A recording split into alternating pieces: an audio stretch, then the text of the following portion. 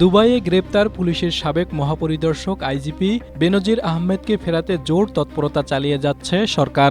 এজন্য বেনজিরের নানা অপরাধ তুলে ধরে দুবাই পুলিশের কাছে ২৪৪ পৃষ্ঠার নথি পাঠিয়েছে স্বরাষ্ট্র মন্ত্রণালয়। কিন্তু নথি পাঠানোর ১২ দিন পার হয়ে গেলেও দুবাই সরকারের কাছ থেকে আশানুরূপ সাড়া পায়নি সরকার। ফলে বেনজিরকে ফেরানো এক প্রকার অনিশ্চিত হয়ে পড়েছে।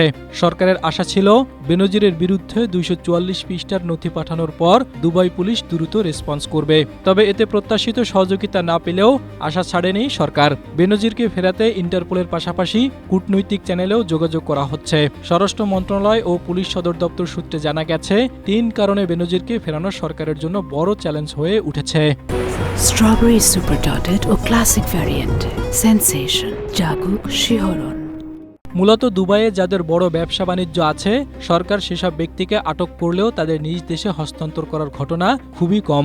কারণ হস্তান্তর করলে ওই দেশের অর্থনৈতিক কর্মকাণ্ডে লেনদেন কমে যায় এবং অন্য দেশ থেকে পালিয়ে যাওয়া ব্যক্তিরাও ভয়ে ব্যবসা বাণিজ্য গুটিয়ে নিতে পারে বলে আশঙ্কা থাকে। পাশাপাশি অভিযুক্ত ব্যক্তির বিরুদ্ধে বড় ফৌজদারি অপরাধ না থাকলে, শুধু অর্থ পাচারের মামলা থাকলে অন্য দেশের পুলিশের কাছে হস্তান্তর করে না দুবাই পুলিশ।